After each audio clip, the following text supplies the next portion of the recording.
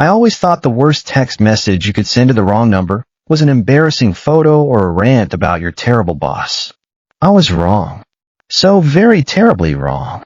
If you want to find out how one single clumsy tap on my phone completely flipped my world upside down and dragged a terrifyingly handsome alpha into my life, well, buckle up. Because this story doesn't have a happy beginning. It has a beginning where I seriously considered throwing my phone into oncoming traffic and letting the universe deal with the consequences. My name is Evan Mercer. I'm 23 years old, I'm an Omega, and I have the worst luck in the entire goddamn city. The day had already chewed me up and spat me out, and it wasn't even 2 in the afternoon. The harsh buzzing fluorescent lights of Henderson Accounting felt like they were drilling directly into my skull, illuminating the endless sea of gray cubicles where dreams went to die slow, agonizing deaths. I sat hunched over my desk, my forehead resting heavily against the cool fake wood surface, counting the agonizing seconds until the nausea decided to recede. Morning sickness. Whoever coined that term was an absolute liar who deserved to be locked in a room with a dozen queasy omegas. Because it didn't just happen in the morning. It was a relentless all-day affair that hit me in ruthless waves during morning commutes, right before important client calls, and especially when my coworker Gary reheated his atrocious garlic pasta in the break room microwave. My body, which I used to have complete control over, had turned into an unpredictable traitor. All I could do was clutch my stomach and pray I wouldn't embarrass myself in front of Sharon from HR, who already looked at me like I was a walking disaster waiting to happen. I let out a long, shuddering sigh and dragged my phone closer to my face.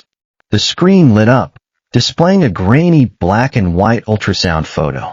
I had stared at this image so many times over the last 2 weeks that the pixels were burned into my memory. I could trace the faint outline of the tiny, bean-shaped curve with my eyes closed. It was the undeniable proof that someone, was growing inside me. My chest twisted with a suffocating mixture of overwhelming dread and sudden, fierce tenderness. This baby had come at literally the worst possible time in human history. I was single, working a mind-numbing job that barely paid my rent in a studio apartment with a radiator that sounded like a dying walrus. My landlord, Mr. Hendricks, threatened eviction if I breathed too loudly. My social life had withered away into nothingness. My so-called friends had slowly drifted apart, leaving me with nothing but polite, awkward text messages on holidays. Except for Riley. Riley was my anchor. My best friend since college, the only person who didn't look at me with pity when I accidentally let slip that I was eating ramen for the 3rd time that week. He was the one who still sent me ridiculous memes at 3 in the morning and bullied me into eating when I was too stressed to cook.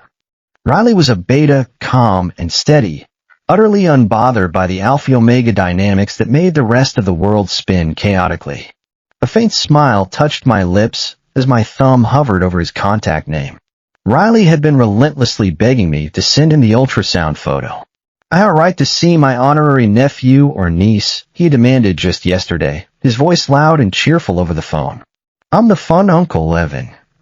I need proof of existence. I hadn't sent it yet. I think saying it out loud, sharing the photographic evidence, made it too real. Like once I sent that picture, I couldn't pretend this wasn't happening. I couldn't pretend that I wasn't completely, utterly alone in this. But sitting here, drowning in spreadsheets and nausea and the general misery of a job that paid me just enough to hate it, the loneliness was suffocating. Maybe sharing this tiny, terrifying miracle with him would make the weight on my shoulders feel a little lighter.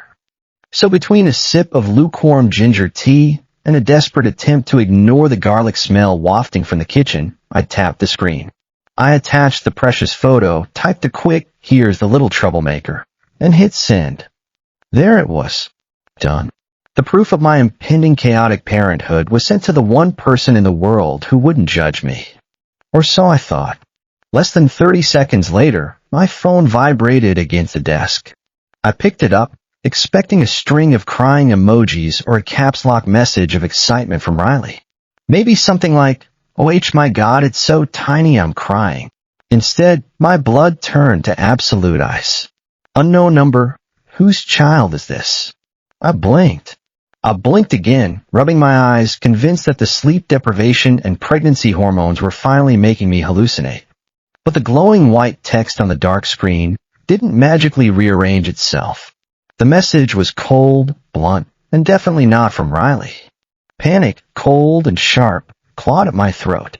I frantically tapped the contact info at the top of the screen.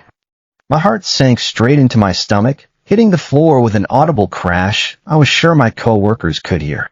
In my exhausted, brain-fogged state, I had transposed the last 2 digits of Riley's phone number. Instead of 47, I had typed 74. It wasn't Riley. I had sent the most private, vulnerable image of my life to a complete and total stranger.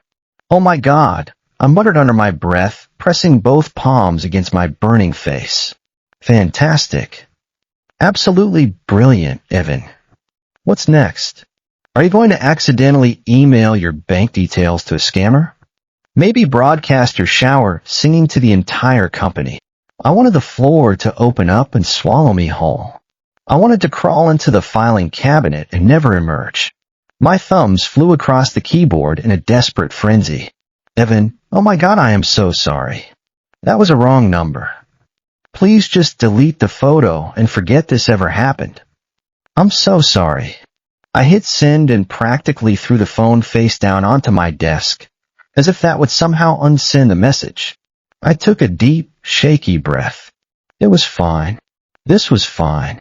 People get wrong number texts all the time. The stranger would probably roll their eyes, delete the picture of a stranger's uterus, and go about their day. End of story.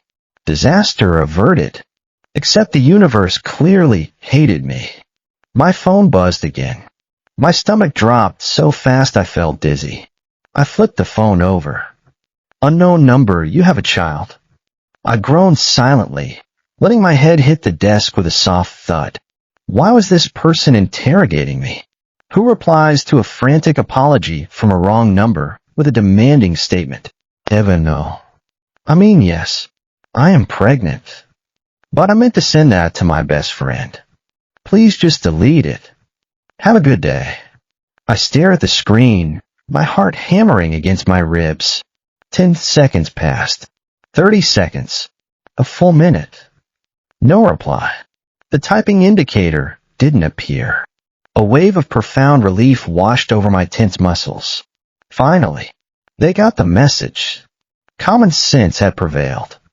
I opened my email client, forcing my eyes to focus on the numbers blurring together on my monitor, trying to pretend the last 5 minutes hadn't shaved 3 years off my life expectancy.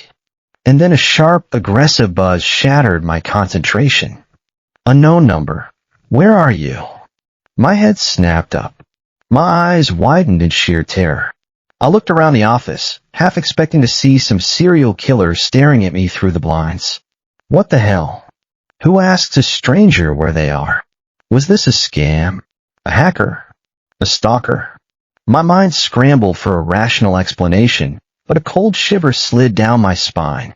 The bluntness of the words felt heavy, authoritative, dangerous. My hands were shaking so badly I could barely hold the device. I immediately blocked the number. Done. Over. I shoved the phone deep into my bag and refused to look at it for the rest of my shift. But the fear didn't leave. It settled in the pit of my stomach, wrapping around the tiny life growing inside me.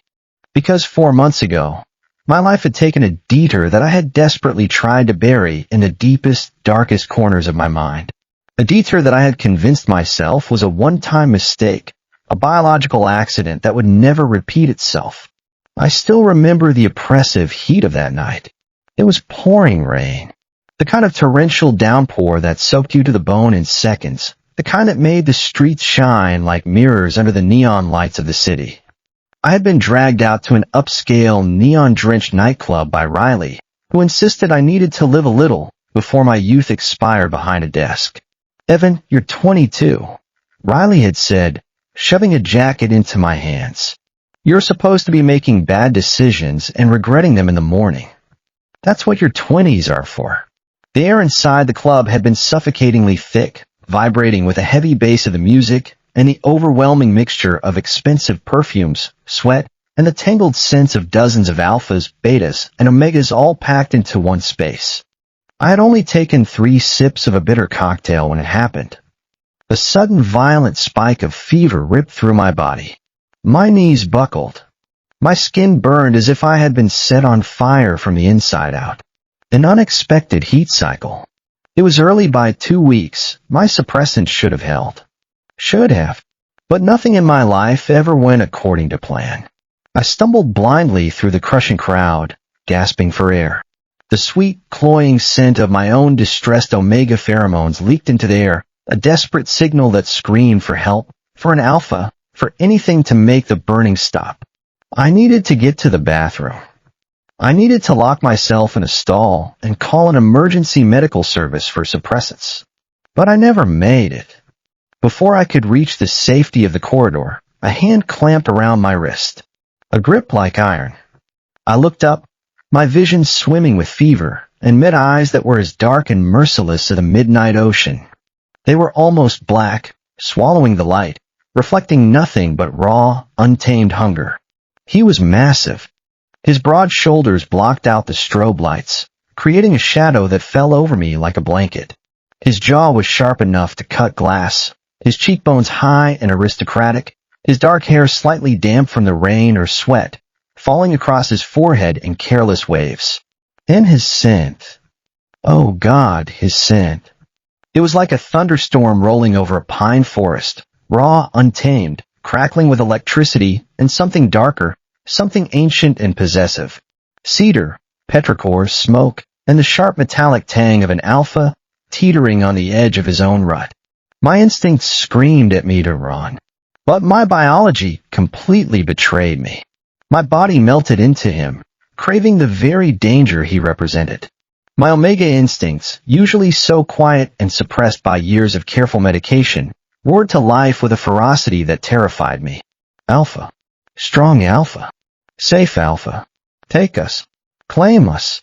His dark eyes widened slightly, and I watched the last thread of his control snap.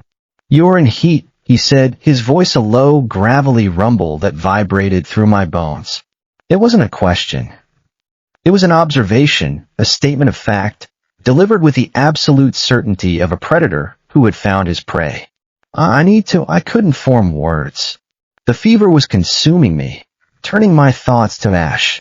I could smell him so strongly now, pressed against his chest, and it was the most intoxicating thing I had ever experienced. Every rational thought in my head was drowned out by a single, pulsing need. He didn't ask permission. He pulled me closer, one massive arm wrapping around my waist, and lowered his head to my neck. I felt his nose brush against my scent gland, felt him inhale deeply, and a raw, possessive growl rumbled from his chest. Mine, he murmured against my skin. You're coming with me. The memories after that were a fragmented, feverish blur. A dark, luxurious hotel room. Silk sheets. The tearing of fabric. His hands, God, his hands, everywhere, mapping every inch of my body like he was memorizing terrain. His voice low and gravelly, whispering ancient, possessive words against my neck that sent lightning straight to my core. You smell like honey and wildflowers, he growled, his teeth grazing my throat. Like everything I've ever wanted and never knew I needed. I couldn't respond. I could only whimper, arch against him, beg without words as the heat consumed us both. He was massive everywhere.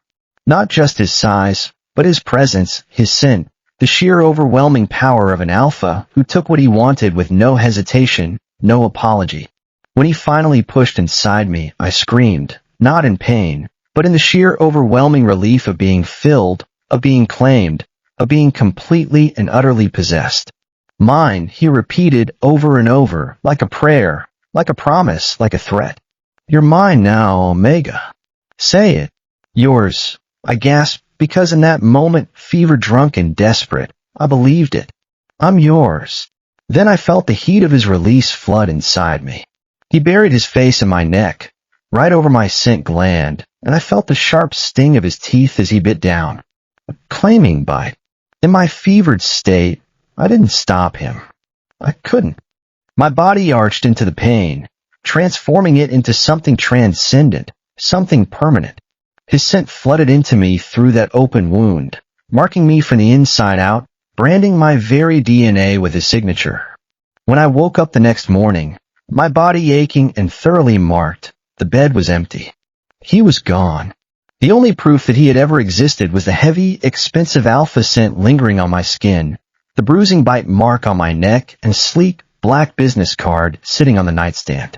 A card I panicked, ripped into tiny pieces, and flushed down the toilet before I even read the name. I ran. I went back to my pathetic normal life, convinced it was just a chaotic mistake born of biological bad luck.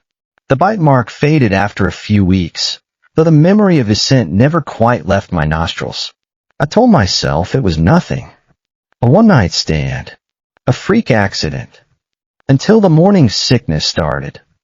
Now, sitting on the bus ride home, staring out at the rain-slicked streets, my blocked phone felt like a ticking time bomb in my bag. I was being paranoid. It was a random wrong number. A troll trying to scare me. There was absolutely no way the universe was cruel enough to connect those two events. Right? The next morning, I dragged myself to the local prenatal clinic. The waiting room smelled faintly of sterile alcohol wipes and old magazines, that peculiar blend of clinical anxiety and mundane domesticity. I sat rigidly in a hard plastic chair, my hands folded protectively over my flat stomach. I was exhausted. I hadn't slept a wink. Every shadow in my apartment had looked like a threat. Every creak of the old building had sent my heart racing. Evan, the kind-faced beta nurse, called out, holding a clipboard. "The doctor is ready for your checkup." I stood up, adjusting my oversized sweater, and followed her down the brightly lit hallway into examination room 3. She took my vitals, chatted cheerfully about the weather, "Can you believe all this rain?" and told me to wait on the examination table for the doctor. I hopped up onto the paper-covered table, the crinkling sound loud in the quiet room. I closed my eyes, taking a deep, calming breath. "Everything is fine. You are safe. You're just here to make sure the baby is healthy. Nothing else." The doorknob clicked. The door swung open. "Sorry for the wait, Evan, I just had to." The doctor's voice trailed off. I opened my eyes. But the doctor wasn't the one stepping into the room. A man stood in the doorway. He was tall, impossibly tall, wearing a meticulously tailored charcoal gray three-piece suit that screamed wealth, power, and old money. His broad shoulders practically filled the doorframe, blocking the light from the hallway. His jaw was sharp enough to cut glass, his cheekbones high and aristocratic, his dark hair styled perfectly, not a single strand out of place. But it was his eyes that pinned me to the table. Dark, piercing, and terrifyingly familiar. I had seen those eyes before. In flashes of feverish memory. In nightmares. In dreams I would never admit to having. But it wasn't just his face. It was the scent. The air in the sterile little clinic room was suddenly choked with a heavy, dominating scent of pine and raw, crackling ozone. A thunderstorm. Cedar and petrichor and something darker, something possessive and ancient. The very same scent that had haunted my nightmares and my most shameful dreams for the last 4 months. My heart completely stopped. My breath vanished from my lungs. Every single omega instinct in my body flared to life, screaming in a chaotic mix of absolute terror and desperate submission. My hindbrain was shrieking alpha, alpha, alpha, while my rational mind was desperately trying to process how he had found me. He stepped fully into the room. The door clicked shut behind him with a sound of utter finality. He didn't look at the medical equipment. He didn't look at the terrified nurse peeking through the window in the door.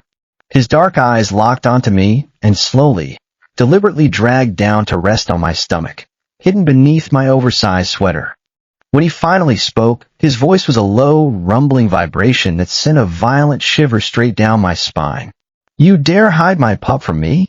The words didn't just hang in the air. They slammed into my chest with the force of a freight train. The sterile white walls of the tiny clinic room seemed to shrink, closing in on me as the sheer, overwhelming pressure of his presence swallowed all the oxygen. My lungs forgot how to function. My heart hammered violently against my ribs, a frantic trapped bird trying to break free. I stared at him, my mouth opening and closing like a fish out of water, but my vocal cords refused to cooperate. Every single omega instinct buried deep within my DNA was screaming at me. Half of my brain was shrieking to drop to my knees and bare my neck in absolute submission to the suffocatingly powerful alpha standing before me. The other half was desperately calculating the distance to the door and wondering if I could slip past his massive, broad-shouldered frame before he caught me. Neither option seemed viable. He was blocking the only exit. His impeccably tailored charcoal suit was completely out of place in the fluorescent-lit medical room, but somehow he made it look like a throne room and he was the king. I don't know what you're talking about. I finally managed to stammer, my voice sounding disgustingly small and fragile. I pushed myself backward on the crinkly paper of the examination table, trying to put even an inch of distance between us. You have the wrong room. You have the wrong person. His jaw clenched. The sharp, intoxicating scent of pine and dark electric ozone flared, growing thicker, heavier. It wrapped around me like a physical weight, pressing against my skin, seeping into my lungs. It was aggressive, yes, but beneath the aggression, I caught something else. Something that made my chest ache. Concern. Worry. Fear. He took a slow, deliberate step forward. The soles of his expensive leather shoes made no sound on the linoleum floor. He moved with the predatory grace of a wolf cornering its prey, every muscle coiled, every movement precise. "Do I?" he asked, his voice a low, dangerous rumble that vibrated straight through my bones. "You transposed the last 2 digits of your friend's phone number. You sent the ultrasound of my heir to my private line." He paused, his dark eyes boring into mine. "Did you really think I wouldn't find you?" My blood ran ice cold. He knew. Of course he knew. He was the unknown number. He was the man from the club, the shadow in the rain, the mistake I had spent 4 grueling, nauseating months trying to scrub from my memory. "You're insane." I breathed, my hands automatically flying to cover my stomach in a fiercely protective gesture. "This is my baby. Mine. You can't just barge into a medical facility and make psychotic claims." I'll scream. I swear to God, I will call security. He didn't even blink at my threat. He stopped right at the edge of the examination table, towering over me. Up close, he was even more terrifyingly handsome than I remember from that fever-hazed night. His eyes were dark, fathomless pools of obsidian, filled with an unyielding, territorial possessiveness that made my skin prickle with unwanted heat. "Scream," he challenged softly, leaning down just a fraction. His gaze dropped to my hand, shielding my stomach. "Call them. Let them come. Let them try to stand between an alpha and his pregnant mate." His lips curved into something that wasn't quite a smile. "See what happens. I'm not your mate," I hissed, my face burning with a mixture of profound humiliation and rising panic. "We slept together once.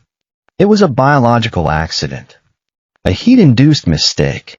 That doesn't give you ownership over my life or my body." Something flickered in his eyes at my words. Something dark and dangerous and almost hurt. But it was gone before I could identify it, replaced by that same icy certainty. Before he could respond, the doorknob rattled. We both snapped our heads toward the sound just as the door swung open. "Dear." Patricia Chin, a kindly beta woman with silver-streaked hair and thick glasses, bustled into the room carrying a medical chart. She stopped dead in her tracks, blinking in surprise at the towering alpha standing mere inches from me. The thick tension in the room was so palpable, you could have cut it with a scalpel. "Oh." "My apologies." Dr. Chin smiled warmly, her eyes crinkling behind her glasses. She completely misread the situation, taking in my flushed face and his hovering, protective stance. "I didn't realize Dad would be joining us today."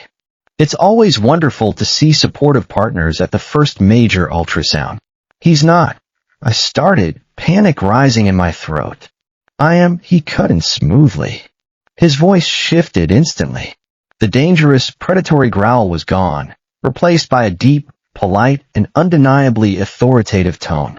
He didn't offer his hand to the doctor. He simply stood taller, asserting his dominance over the room without lifting a finger. I wouldn't miss the health assessment of my child. I gaped at him in absolute horror. The sheer audacity of this man. The absolute unmitigated gall. Wonderful. Dr. Chun beamed, completely oblivious to my internal screaming. She wheeled the small ultrasound machine closer to the table. All right, Evan, let's get you settled. I just need you to lift your sweater and lower your waistband a bit so we can take a good look at your little one. I froze. I couldn't do this. I couldn't expose my stomach, expose my vulnerability with this giant, terrifying stranger watching me like hawk. I looked at the doctor, my eyes pleading for help. Dr. Chen, maybe he should wait in the hall? It's a bit crowded in here. Nonsense, the alpha said before she could reply. He moved to the side of the table, standing so close I could feel the heat radiating from his large body. I'm staying right here. Dr. Chen chuckled softly, oblivious to my terror. It's perfectly fine, Evan. First-time fathers are always overprotective. She patted the table gently. Let's just focus on the baby, all right? Defeated. Humiliated. Trembling with a rage I couldn't safely express. I slowly pulled the hem of my oversized sweater up to my chest. The cool air hit my skin, raising goosebumps. I squeezed my eyes shut as Dr. Chen squirted a generous amount of cold blue gel onto my lower abdomen. All right, here we go, she murmured gently, pressing the smooth plastic probe against my skin. The machine hummed. I kept my eyes tightly closed, not wanting to look at the screen and definitely not wanting to look at the man standing beside me. But I didn't need to open my eyes to know what he was doing. I could feel his heavy, burning stare fixed intently on the monitor, could feel the way his sense sharpened with anticipation. Suddenly, a rhythmic, rapid sound filled the small room. Whoosh, whoosh, whoosh, whoosh. There's the heartbeat, Dr. Chen announced, her voice filled with professional delight. Strong and steady. Let's get a look at the little bean. Despite my fear, my eyes fluttered open. I turned my head toward the monitor. Through the grainy black and white static, the small, undeniable shape of a fetus became clear. A tiny head, a curved spine, little limbs that were starting to look like actual arms and legs. My breath caught in my throat. Every time I saw that rapid heartbeat, my entire world shifted. It was real. This tiny, fragile life relying entirely on me. This little person who would need me for everything, who would look to me for safety and love and guidance. I couldn't help it. My eyes shifted from the screen to the alpha. I expected him to look smug. I expected triumph or satisfaction or some cold calculation about heirs and bloodlines. But what I saw completely threw me off balance. His usual icy, impenetrable composure had cracked. He was leaning forward, his large hands gripping the metal railing of the examination table, so hard his knuckles were stark white. His dark eyes were glued to the flickering screen, wide and filled with an emotion so raw, so violently tender that it made my own chest ache. He wasn't looking at a concept. He was looking at his flesh and blood. The harsh lines of his jaw had softened. His lips were slightly parted. For a fleeting second, he didn't look like a terrifying predator. He looked like a man completely and utterly mesmerized. Then it happened.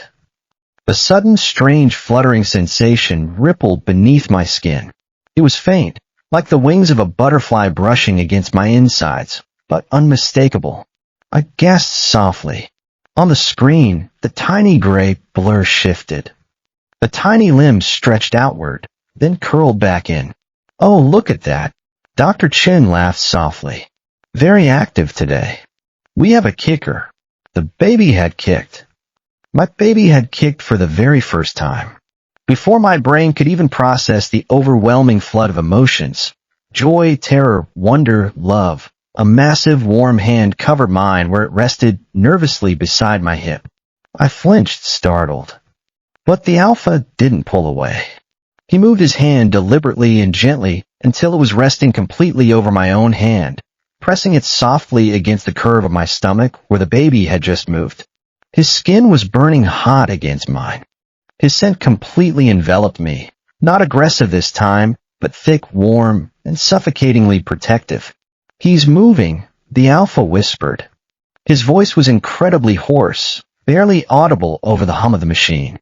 He wasn't talking to the doctor. He wasn't even talking to me. He was speaking to the space between us, awestruck, reverent. Another tiny flutter pressed up against my skin, right beneath our layered hands. The alpha's breath hitched. His thumb moved, brushing a slow, unconscious circle against the back of my hand. The gesture was so incredibly intimate, so deeply familial, that it sent a jolt of pure panic straight into my core. No, no, no, no. I could not let this happen. I could not let him bulldoze his way into my life, strip away my independence, and play house just because of biology. He was a stranger. He was a dangerous, wealthy, powerful alpha who could crush my life with a snap of his fingers. I couldn't let my omega instincts, which were currently purring in absolute delight at his protective touch, win. I yanked my hand out from under his as if I had been burned. I sat up so fast the paper beneath me tore violently. I grabbed a fistful of paper towels and wiped the blue gel off my stomach with frantic, uncoordinated movements, practically ripping my sweater back down. "That's enough," I choked out, my voice trembling with unshed tears and adrenaline. "I'm done. I want to leave." Dr. Chun blinked, startled by my sudden panic. "Evan, is everything all right? You're extremely pale. Have you been experiencing dizziness?" "I'm fine," I lied, sliding off the table. My knees felt like jelly. I have to go to work." "Thank you, doctor." I didn't wait for her to respond. I grabbed my worn-out canvas bag from the hook on the wall and practically sprinted out of the examination room. I speed-walked down the sterile corridor, my vision blurring slightly at the edges. I needed air. I needed to get away from the smell of pine and ozone before it completely suffocated my ability to think rationally. I burst through the double glass doors of the clinic, gasping as the cool, damp city air hit my face. The sky was an overcast, miserable gray, threatening more rain. Perfect. Exactly matching my life right now.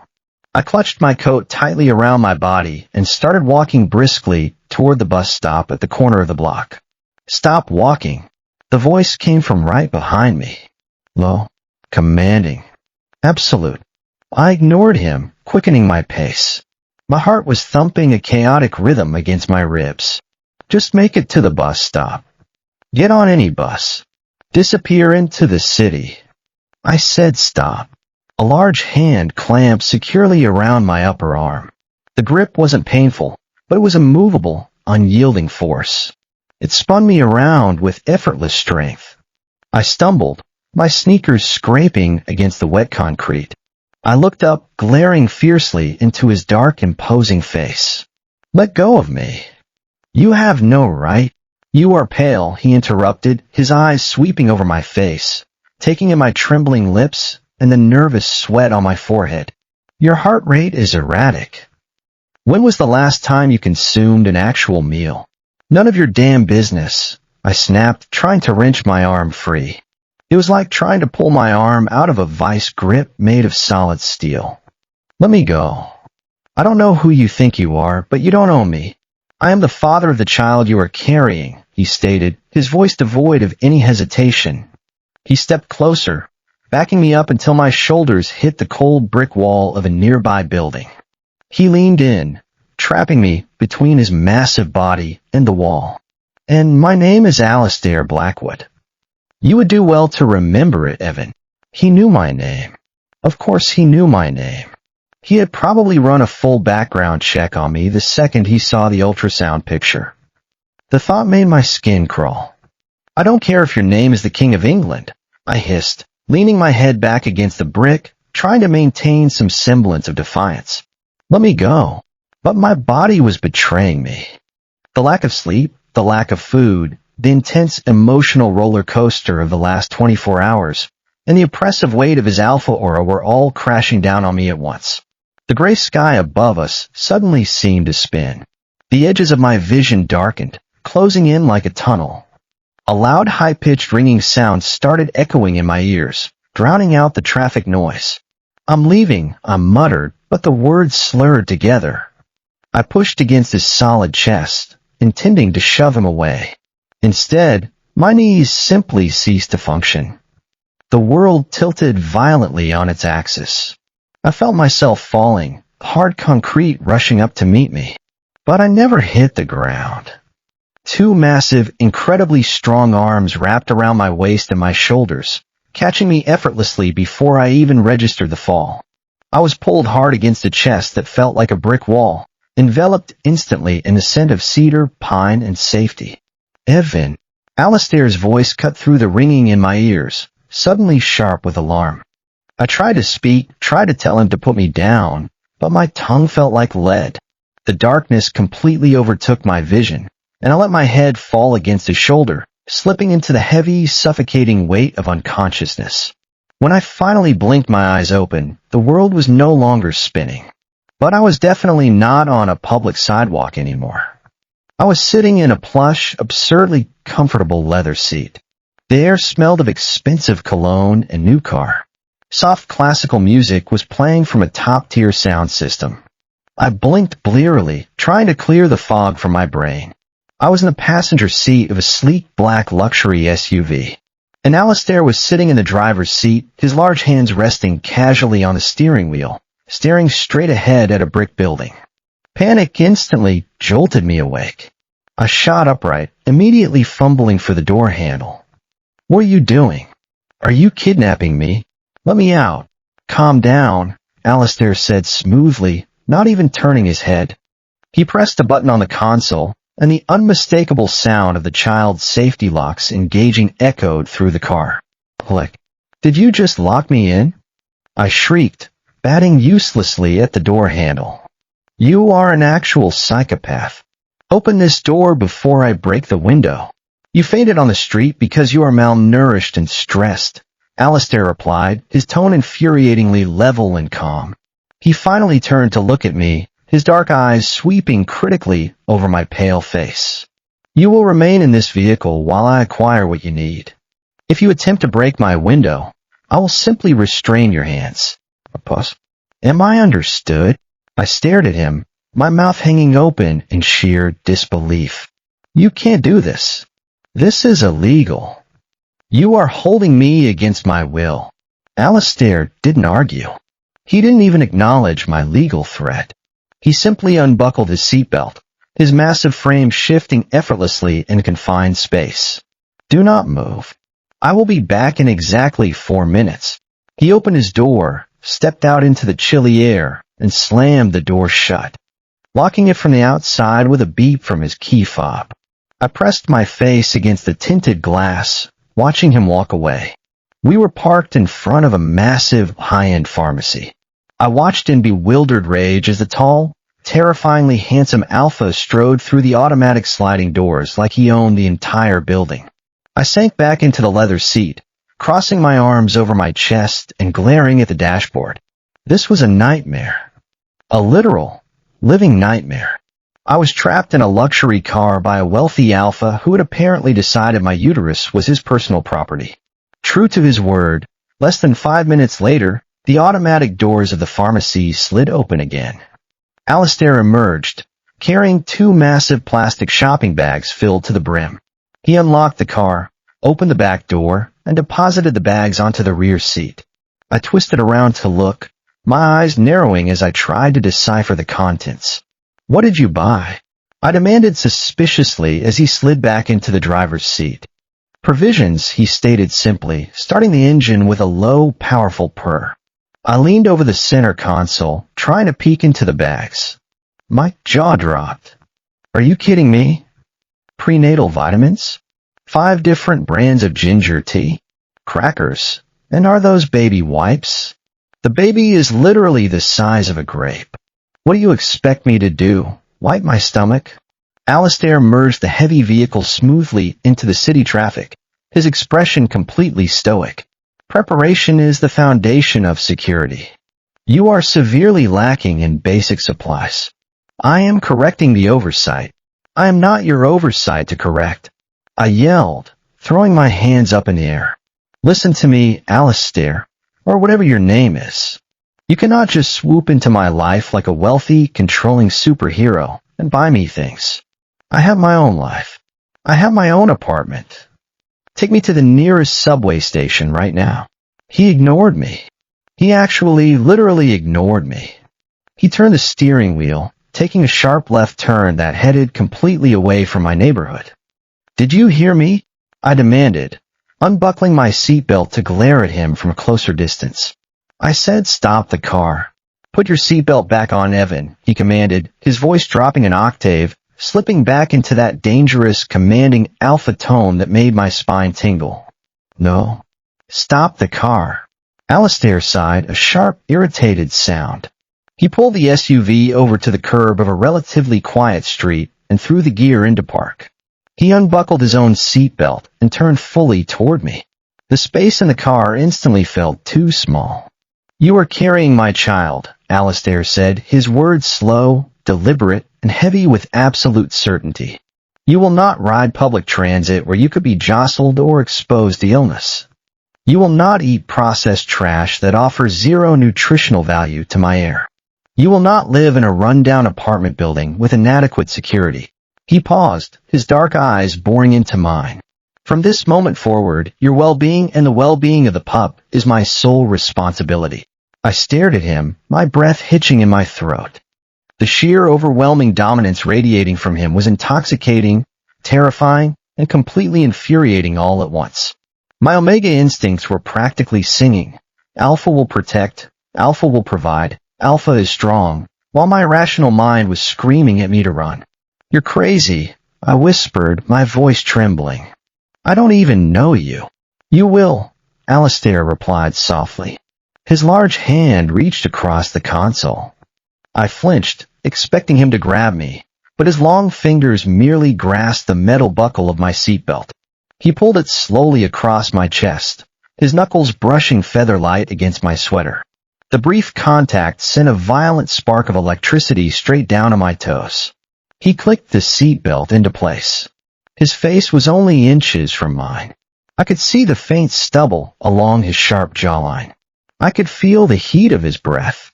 I could smell the intoxicating dark scent of pine and rain that made my Omega instinct scream and surrender. His dark eyes locked onto mine, holding my gaze captive. You are mine now, Evan, Alistair whispered, the possessive words echoing the exact message he had sent me 4 months ago. Stop fighting me. Because I promise you, I never lose. Before I could formulate a sarcastic, biting reply to protect my rapidly crumbling walls, he turned back to the steering wheel, put the car in drive, and pulled away from the curb. I sat back against the leather seat, staring out the window at the blurring city streets, my heart pounding a frantic rhythm against my ribs. I was in so much trouble. The luxury SUV glided through the rain-slicked streets of the city with a terrifying, predatory silence. The heavy tint on the windows transformed the bustling gray afternoon outside into a muted, distant movie that I was no longer a part of. I sat rigidly in the passenger seat, my fingers digging so hard into the soft leather of my canvas bag that my knuckles ached. Every logical instinct in my brain was screaming at me to unlock the door at the next red light, tuck and roll onto the wet pavement, and run for my life. But the sheer imposing mass of the Alpha, sitting right next to me, made the idea of escape feel completely impossible. Alistair drove with one hand resting casually at the bottom of the steering wheel. He looked completely relaxed, as if he hadn't just essentially kidnapped a pregnant Omega from a public sidewalk. His dark, sharp eyes were fixed on the road, but I could feel the suffocating weight of his attention entirely focused on me. His scent, that dark, intoxicating blend of crushed pine needles, cedar wood, and the electric ozone of a thunderstorm, filled every cubic inch of the car's cabin. It wasn't aggressive or threatening anymore. Instead, it was a heavy, warm blanket of pure concentrated protection. And I hated how much my traitorous body loved it. My Omega instincts, usually so quiet and suppressed by years of independent city living, were currently purring in deep biological satisfaction. Alpha is here. Alpha is strong. Alpha will protect the pup. Shut up, I muttered under my breath, completely unaware I had spoken out loud until Alistair's head turned slightly. "Did you say something, Evan?" he asked, his voice a low, smooth rumble that vibrated against the windows. "I was talking to my traitorous biology, not you," I snapped, crossing my arms defensively over my chest. "And you need to turn this car around right now. I have a shift at the print shop in 2 hours. If I'm late again, my boss is going to fire me. And since you're currently holding me hostage, I won't be able to pay my incredibly overpriced rent." Alistair didn't even blink. He smoothly navigated the massive vehicle onto a private, tree-lined avenue that I recognized immediately. It was the absolute center of the financial district, a place where the skyscrapers were made of flawless glass, and the penthouses cost more than my entire bloodline would earn in a century. "You will not be returning to that damp, poorly ventilated basement you call a workplace," Alistair stated, his tone carrying the absolute, unquestionable authority of a man who was used to giving orders and having the world scramble to obey them. "The chemical fumes from the industrial toners are highly toxic. It is an unacceptable environment for my air." I gaped at him, my jaw practically unhinging. "Excuse me? Unacceptable? Do you know what's unacceptable? Kidnapping. You can't just dictate where I work. I need that job, Alistair. Normal people need money to survive." He completely ignored my outburst, turning the steering wheel sharply.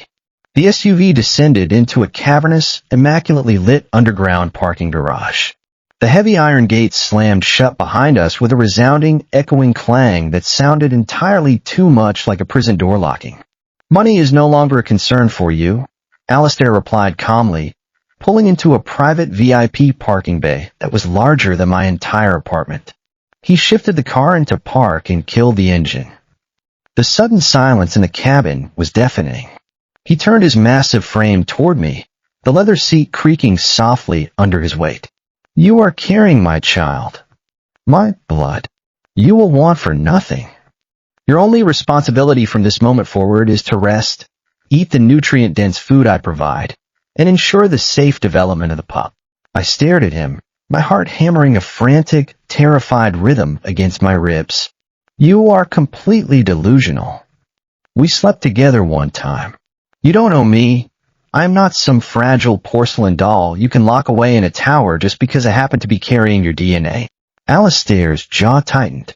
A microscopic flicker of irritation crossed his flawless features, and the scent of pine in the air sharpened, growing just a fraction colder. "You fainted on a public street, Evan. Your stress levels are dangerously high. Your caloric intake is severely deficient, and you are living in an unsecured building with a broken front door lock." He leaned closer. "You are incapable of properly protecting yourself and the child at this current stage. Therefore, I am stepping in. I have been taking care of myself for years." I practically shouted, my hands trembling as I fumbled blindly for the seatbelt release button. "I am leaving. Open the doors." "No, open the damn doors before I call the police." He didn't move an inch. He just watched me struggle with the seatbelt, his dark eyes unreadable. "You won't call the authorities," he said quietly. "Watch me. Because if you do," he continued as if I hadn't spoken, "I will simply inform them that my pregnant maid is suffering from stress-induced hysteria. And as the child's alpha father, I am taking you home to rest." He tilted his head, a predatory gleam in his eyes. "Who do you think they will believe? The exhausted, trembling Omega? Or the billionaire alpha who owns half the city's infrastructure?" The cold, hard truth of his words hit me like a physical blow. The fight drained out of my muscles, leaving behind a hollow, terrifying realization. He was right. In a society that still fundamentally bowed to alpha dominance and wealth, a man like Alistair possessed unlimited power. I was nothing but a broke single Omega. If he wanted to keep me here, there was absolutely nothing I could do to stop him. Tears of pure, unadulterated frustration pricked the corners of my eyes. I hated crying. I hated feeling weak. I aggressively wiped at my eyes with the back of my sleeve, staring down at my lap so he wouldn't see my tears. "Why are you doing this?" I whispered, my voice finally breaking. If you just want the baby, if this is just about an heir, you could just wait until he's born. You could hire a lawyer. You don't have to trap me like this. The heavy silence stretched between us for a long, agonizing moment. Then I heard the rustle of fabric. The massive, warm weight of Alistair's hands settled gently over mine, where they were tightly clenched in my lap. I flinched, but I didn't pull away. His thumb slowly, methodically stroked the knuckles of my trembling hands. The repetitive motion sent a confusing, soothing warmth radiating up my arms. "I'm not trapping you, Evan," Alistair said, his voice dropping to a harsh, raw whisper that sounded entirely different from his usual commanding tone. "I am securing you. There is a difference." Before I could ask him to explain whatever the hell that meant, he withdrew his hand. The sudden loss of his warmth left me shivering. He unbuckled his seatbelt, stepped out of the car, and walked around to my side. The passenger door swung open.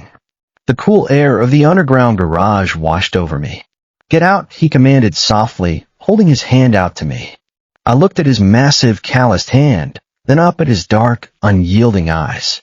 I knew if I took it, I was crossing a line. I was stepping into his world, his territory, and I might never be able to leave. But my legs were still shaking from the fainting spell, and the dull, persistent ache of morning sickness was beginning to claw its way back up my throat. Swallowing my pride, I ignored his hand and stubbornly swung my legs out of the car, intending to stand up on my own. My feet hit the concrete. My knees instantly buckled. "Damn it!" I cursed, bracing for the harsh impact. But just like on the street, Alistair was there. He didn't just catch me this time. He smoothly slid one massive arm under my knees and the other around my back, lifting me completely off the ground as if I weighed absolutely nothing. "Put me down," I gasped, my face instantly burning with a fiery, mortifying blush. I weakly pushed against his solid, broad chest, but it was like pushing against a mountain of granite. "I can walk." I just lost my balance for a second. "You cannot even stand, let alone walk," Alistair replied, shifting my weight higher against his chest. He kicked the car door shut with his heavy leather shoe and turned toward a set of sleek, private glass elevators. "Cease your struggling, Evan. You are wasting energy. I am a grown man, not a damn bridal bouquet," I hissed, burying my face in the lapel of his expensive suit because I was too embarrassed to look at the security cameras I knew were mounted on the concrete pillars. The fabric of his suit was impossibly soft, and the smell of him was so concentrated here, right against his chest, that it made my head spin. I could hear the slow, steady, powerful thumping of his heartbeat beneath my ear. It was infuriatingly calming. He carried me effortlessly into the glass elevator, pressing a biometric scanner on the panel with his thumb. The doors slid shut silently, and the elevator shot upward with a stomach-dropping speed. I kept my eyes squeezed shut, refusing to acknowledge the situation until the soft ding announced our arrival. "Open your eyes, Evan. We are home." I cautiously peeled my eyes open, and immediately stopped breathing. The elevator didn't open into a hallway. It opened directly into the most absurdly massive, ridiculously luxurious penthouse apartment I'd ever seen in my entire life. The walls were made entirely of floor-to-ceiling glass, offering a breathtaking, unobstructed 360-degree view of the city skyline shrouded in gray rain. The floors were dark, polished hardwood, covered in sprawling plush rugs in shades of charcoal and silver. Everything was styled in sleek, modern minimalism, cold, beautiful, and utterly devoid of personality. It looked like a museum. A very, very expensive museum. And it smelled entirely of him. Alistair carried me past a massive living area, ignoring my continued half-hearted protests, and strode down a wide hallway. He kicked open a heavy oak door and carried me into a bedroom that was larger than my entire apartment building. He didn't drop me on the bed. He lowered me onto the center of the impossibly large king-size mattress with a gentleness that completely contradicted his massive, intimidating size. The mattress was so soft it practically swallowed me. "Stay here," he commanded, pulling a heavy weighted duvet over my legs. "Do not move. I will bring you something to settle your stomach." I don't need.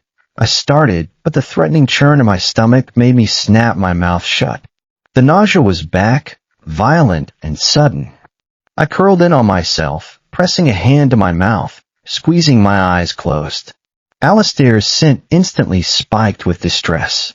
The heavy pine aroma flooded the room, thick and desperate. I heard his heavy footsteps rapidly leave the room. I groaned, curling onto my side on the massive bed. This was a nightmare. I was trapped in a billionaire's glass cage, completely at the mercy of my own failing pregnant body, and an alpha who thought he could solve everything with money and dominance. A few minutes later, Alistair returned. I heard the clinking of porcelain. "Sit up, Evan." Slowly, I cracked an eye open. He was standing beside the bed, holding a steaming mug and a small plate of dry artisan crackers. The look on his face was one of intense, razor-sharp focus, as if handing me a cup of tea with a highly critical military operation. I painfully pushed myself up against the towering headboard, accepting the warm mug from his hands. The sharp, spicy scent of fresh ginger hit my nose, cutting through the nausea just a fraction. I took a tiny, hesitant sip. It was perfect. Not too hot, not too sweet. He stood there, towering over the bed, watching me take another sip. His dark eyes tracked the movement of my throat as I swallowed. "You can sit down, I muttered, feeling incredibly self-conscious under his unblinking stare. Hovering over me like the Grim Reaper isn't exactly helping my anxiety. Alistair hesitated for a fraction of a second before lowering his massive frame onto the very edge of the mattress. The bed dipped heavily under his weight. He didn't look at me. He looked at my stomach, hidden beneath the thick duvet. "I have transferred the lease of your apartment to a holding company," Alistair said suddenly, his voice calm as if he were discussing the weather. "Your belongings will be packed and moved here by a private security team tomorrow morning. The items that are deemed unsanitary or broken will be discarded and replaced." I choked on my tea. Scalding ginger burned the back of my throat, and I erupted into a fit of violent coughing. Alistair was instantly moving, a massive hand gently but firmly patting my back until the coughing subsided. "You did what?" I wheezed, my eyes watering, pushing his hand away. "Are you out of your absolute mind? You cannot cancel my lease. All of my stuff is in there. My clothes, my photos, my life. Your life is here now," Alistair stated, utterly immovable. That apartment was a health hazard. The heating system was failing, and the neighborhood is highly populated by unbonded, aggressive alphas. His jaw tightened. "I will not allow my mate to sleep in such vulnerable conditions." I froze. The mug in my hand trembled, spilling a drop of hot tea onto the duvet. "Don't call me that," I whispered, the panic rising hot and fast in my chest. "I'm not your mate. A mate is someone you choose, someone you love. We had one drunken, feverish night. You were just biologically obsessed with a baby. Don't confuse the two." Alistair slowly turned his head to look at me. The absolute, chilling intensity in his dark eyes made the breath stall in my lungs. "Do not insult my intelligence, Devin," he said, his voice dropping to a dangerous, velvety purr that made the hairs on my arms stand up. "And do not underestimate my instincts. An alpha does not mark a random stranger. An alpha does not leave his scent so deeply embedded in an omega's skin that it takes months to wash out." He leaned closer. The heavy, intoxicating scent of the thunderstorm completely enveloped me, practically drowning my senses. He reached out, his long fingers carefully brushing a stray lock of hair away from my forehead. The touch was agonizingly tender, completely at odds with the violent possessiveness in his eyes. "I knew what you were to me the second I tasted your skin in that club," he whispered, his thumb lightly tracing the line of my jaw. "I left my private number because I intended to claim you properly when your heat subsided. But you ran. You disappeared." My heart was beating so fast I was sure it was going to shatter my ribs. I couldn't look away from him. The raw, terrifying honesty in his voice completely dismantled every sarcastic defense mechanism I had built. I was terrified, I breathed, the truth slipping out before I could stop it. You were huge. You smelled like danger. And I was just a nobody. I thought you were just using me for the rut. Alistair's jaw flexed. His thumb stopped moving against my jaw, his hand slipping down to firmly but gently cup the back of my neck. He pulled me just a fraction closer until I could feel the heat radiating off his skin. I do not share what is mine, he swore, his voice a low, vibrating promise. And I do not discard what belongs to me. You ran from me once, Evan. I will not allow it to happen a second time. You are in my territory now. You are protected by my wealth, my name, and my teeth. No one will ever touch you. No one will ever look down on you. You will stay here, and you will let me take care of you and our child. Before I could process the overwhelming weight of his words, a sudden sharp flutter erupted in my lower abdomen. I gasped, my hand instinctively flying to my stomach. Alistair's eyes immediately darted downward. Without asking for permission, his free hand moved, sliding over the duvet to rest directly over mine. Thump. A tiny distinct kick pushed against the palm of my hand, right into Alistair's long fingers. The terrifying, imposing alpha completely froze. His breath hitched audibly. The dangerous, possessive darkness in his eyes completely shattered, replaced by a look of such profound, staggering awe that it made my own chest physically ache. He knows, Alistair whispered, his voice incredibly thick, sounding almost broken. His large hand remained plastered over mine, refusing to let go. The pup knows I am here. I stared at the massive, powerful man sitting on the edge of my bed, reduced to absolute wonder by a tiny flutter of movement. The walls of my stubborn independence were cracking, crumbling under the sheer weight of his pheromones, his relentless care, and the undeniable biological bond tying the three of us together. I was trapped in a golden cage, completely at his mercy.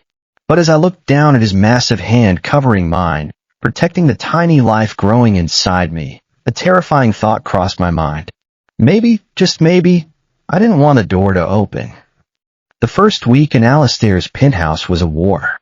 Not a physical war. He never touched me with anything but gentleness. Never raised his voice above that low, commanding rumble that made my knees weak. No, it was a war of wills. A battle between my desperate need for independence and his unwavering, suffocating determination to take care of everything.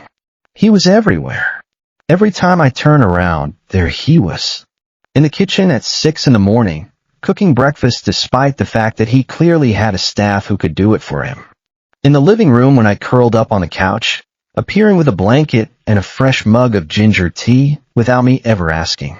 In the doorway of the bedroom at night, checking on me before he retired to whatever cavernous room he slept in, never the master suite, which he had given to me without discussion. You don't have to do all this, I said on the third day, watching him plate scrambled eggs with a focus that suggested he was defusing a bomb. I'm not helpless. I've been taking care of myself for years. Alistair didn't look up from the stove. You have been surviving, Evan. There is a difference. What's that supposed to mean? He set the plate on a marble island and finally met my eyes. It means you have been doing the bare minimum to keep yourself alive. Skipping meals because you couldn't afford groceries. Living in a building with no security because it was all you could pay for. Working a job that drains your soul because you didn't think you deserved better. He stepped closer, his dark eyes boring into mine. That is not living. That is surviving. And I will not allow my mate or my child to merely survive. I'm not your. Yet, he corrected, and there was something in his voice, a note of certainty, of patience, of absolute confidence, that made the argument die on my tongue. I ate the eggs. They were, infuriatingly, the best thing I had ever tasted. On the 5th day, my heat hit. I should have expected it.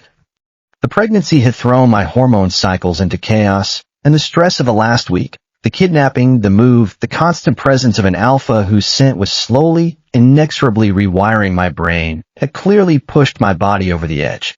It started as a warmth in my lower belly, pleasant and almost imperceptible. I was sitting on the couch, reading a book I had found on Alistair's shelf, some dense financial tome that I couldn't follow, but that gave me something to do with my hands, when the heat began to spread. By the time I noticed it, it was already too late. My skin flushed. My breath came faster. The scent of my own arousal flooded the air, sweet and desperate, completely impossible to hide. And Alistair, of course, noticed immediately. He was across the room on a phone call, something about acquisitions and mergers and numbers that made my head spin. But the second my scent changed, he went rigid. His head snapped toward me. His nostrils flared. "Call you back," he said into the phone, and hung up without waiting for a response. He crossed the room in 3 long strides, dropping to his knees in front of the couch, his hands hovering over my knees like he was afraid to touch me. "Evan," he said, his voice strained, his dark eyes blown wide with something that looked terrifyingly like hunger. "Are you in heat?" "No," I lied, even as another wave of heat washed through me, making me moan despite myself. "I'm fine. I need him." I needed him. My body was screaming it, my omega instincts howling with desperate need. Alpha. Want alpha. Need alpha's nut. Need alpha's scent. Need alpha's teeth. "I need you to leave," I choked out, even as my traitorous body leaned toward him. "Just go to your office. Lock the door. I'll be fine in a few hours." Alistair didn't move. His hands were shaking. I could see it, the fine tremor in his fingers, the way his jaw was clenched so tight the muscles stood out in sharp relief. His scent was flooding the room now too, that dark, intoxicating thunderstorm, thick with need and restraint and something that looked suspiciously like pain. "I can't leave you like this," he said, his voice barely a whisper. "Evan, your scent. I can smell how much you're hurting." "I can't." "You can," I insisted, even as another wave of heat made me arch off the couch. "You're an alpha. You have control. Just go." He closed his eyes.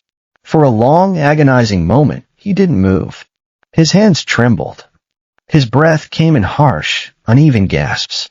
The scent of his need filled the room, mixing with mine, creating a heady cocktail that made my head spin. Then he opened his eyes, and I saw the decision there. "No," he said quietly. "I won't leave you to suffer alone. Not when I can help. Not when," he swallowed hard. "Not when every instinct I have is screaming at me to take care of you. Alistair, I won't claim you," he said, cutting me off. "Not without your consent. Not when you're not in your right mind. But I can help. I can stay. I can give you my scent, my presence. It will ease the edge of the heat. I swear it. I should have said no. I should have insisted he leave, should have locked myself in the bedroom and suffered through the next few hours alone, the way I had always done before. But the heat was burning through me, and his scent was the only thing that made it bearable, and I was so tired of being alone.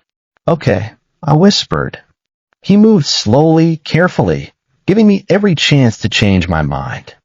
He sat on the couch beside me, close but not touching. His arm went around my shoulders, pulling me gently against his side. The contact sent a jolt of electricity through my fevered skin, and I moaned, pressing closer despite myself. "Breathe," he murmured, tilting his head to press his scent gland against my nose. "Breathe me in, Evan. Let my scent ground you." I did. I pressed my face into the crook of his neck and inhaled deeply, drawing that dark thunderstorm scent into my lungs. It was like drinking cool water after days in the desert. The edge of the heat softened, the desperate clawing need receding just enough to let me think. "Better?" he asked, his hand rubbing slow circles on my back. "Better," I admitted, my voice muffled against his skin. He held me like that for hours. Through wave after wave of heat, through the fever and the trembling and the desperate, humiliating need that made me whimper and press against him. He held me, and he let me scent him, and he never once pushed for more. When the heat finally broke, leaving me exhausted and trembling, he carried me to the bedroom and tucked me into the massive bed. He pressed a cool cloth to my forehead, brought me water, sat beside me until I fell asleep. When I woke up the next morning, he was still there. asleep in the chair beside the bed, his head tilted back, his hand loosely holding mine. I looked at him, this terrifying, powerful alpha who had every reason to take what he wanted and none to be gentle, and felt something in my chest crack open. I wasn't falling for him. I had already fallen. The second week was different. The ice between us had thawed. Not completely. I still bristled at his commands, still rolled my eyes at his overprotectiveness, still insisted I didn't need a personal chef or a private driver or any of the other luxuries he tried to press on me. But I stopped fighting the small things. I let him cook me breakfast. I let him drive me to my prenatal appointments. I let him sit beside me on the couch in the evenings, his arm around my shoulders, his thumb tracing idle patterns on my arm. And at night, after I had gone to bed, I started leaving the door open. I told myself it was because the room was stuffy. I told myself it was because I wanted to hear if anyone broke in. I told myself a lot of things. But when I woke up on the 10th day to find Alistair asleep on the floor beside my bed, not in the bed, never in the bed, because he was too much of a gentleman to presume, with a blanket draped over his massive frame and his hand resting on the mattress near mine, I stopped lying to myself. I wanted him there. I wanted him closer. On the 12th day, his rut hit. I woke to the most incredible scent I had ever smelled. It was his pine and ozone and cedar, but amplified, intensified, concentrated into something that made my head spin and my body ignite. I sat up in bed, disoriented, and found Alistair standing in my doorway. He was barely dressed, sweatpants hanging low on his hips, his chest bare, his dark hair disheveled. His eyes were wild, his pupils blown so wide his irises were barely visible. His chest was heaving, his hands clenched at his sides, every muscle in his body taut with barely restrained need. "Evan," he said, and his voice was wrecked, raw, desperate. "You need to lock the door." "No." "Please." "Alistair, what?" "Rut," he gritted out. "Early." I thought I had more time. "But your scent, it's everywhere, and I can't." He closed his eyes, his whole body shuddering. "Please, lock the door. I don't want to hurt you." I should have locked the door. Every rational thought in my head said I should lock the door, let him suffer through his rut alone, keep myself safe. But I had spent 4 months alone. 4 months carrying his child, terrified and sick and desperate. For months dreaming of his scent, his touch, the way he had held me in that hotel room like I was something precious. I got out of bed. "Evan, no." I walked toward him. I can't control myself when I'm like this. I could hurt you." I could. I stopped in front of him, reached up, pressed my palm flat against his bare chest, right over his heart. It was pounding. "I trust you," I said quietly. His control snapped. He surged forward, his hands cupping my face, pulling me into a kiss that was nothing like the gentle, restrained brushes he had given me before. This was hungry, desperate, consuming. His tongue swept into my mouth, and I moaned, clutching at his shoulders, pulling him closer. "Mine," he growled against my lips, and I felt it in my bones. "You're mine, Evan." "Say it." "Yours," I gasped because it was true. It had always been true, from the moment I first smelled his scent in that club. "I'm yours, Alistair. I've been yours since that night." He lifted me like I weighed nothing, carried me to the bed, laid me down on the mattress with a gentleness that belied the hunger in his eyes. His hands skimmed up my sides, pushing up the shirt I was wearing. One of his, I realized dimly, that I had stolen from his closet without asking. "Mine," he said again, and then his mouth was on my neck, on my scent gland, and I felt the sharp sting of his teeth as he bit down. Not a claiming bite. Not yet. But a promise. Preview. I arched against him, my hands fisting in his hair, pulling him closer. "Please," I begged. "Please, Alistair, I know what you need," he growled. His hands were everywhere, touching, exploring, learning every inch of my body like he was memorizing a map. He was rougher than before, his control fraying at the edges, but he never hurt me.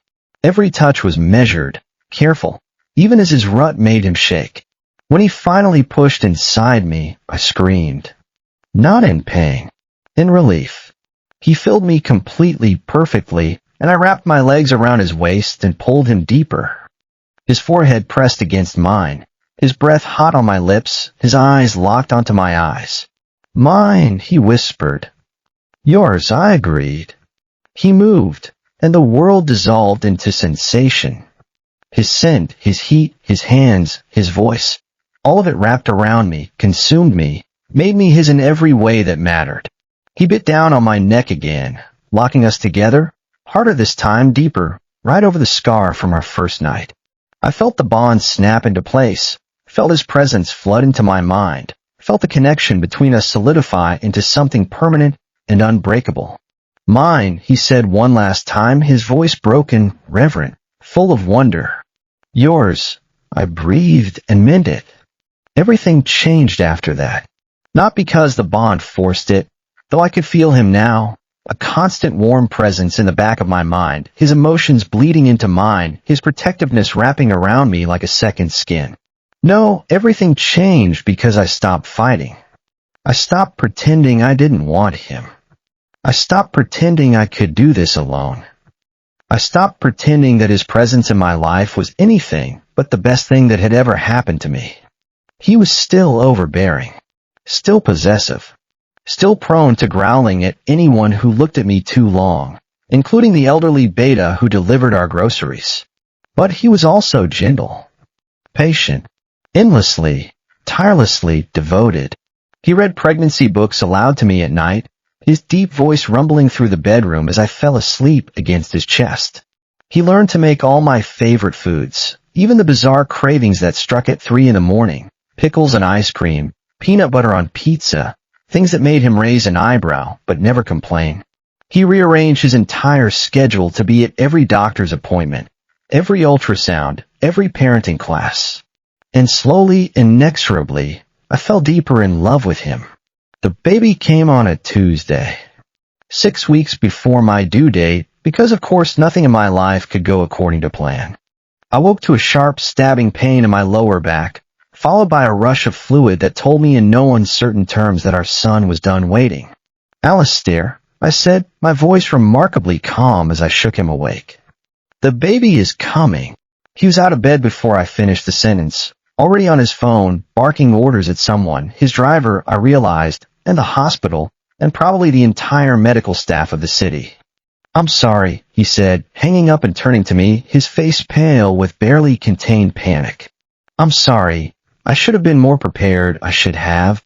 Alistair. He stopped, looking at me with wide, terrified eyes. Get me to the hospital, I said. Everything else can wait. He nodded, lifted me carefully into his arms. Because of course he did. Because he refused to let me walk anywhere even when I wasn't in active labor, and carried me to the elevator. The birth was the hardest thing I had ever done. Hours of pain, of pushing, of feeling like my body was being torn apart from the inside. Alistair never left my side. He held my hand, let me crush his fingers, let me scream at him and curse him and blame him for everything. You did this to me, I yelled during one particularly brutal contraction. This is your fault. I know, he said, pressing a kiss to my sweaty forehead. I'm sorry. I'm so sorry. You're doing so well, Evan. You're so strong. I love you. I froze. He had never said that before. Not once, in all the weeks we had spent together. He had said mine, had said mate, had shown me in 1,000 ways how he felt. But he had never said I love you. You love me, I whispered, the pain momentarily forgotten.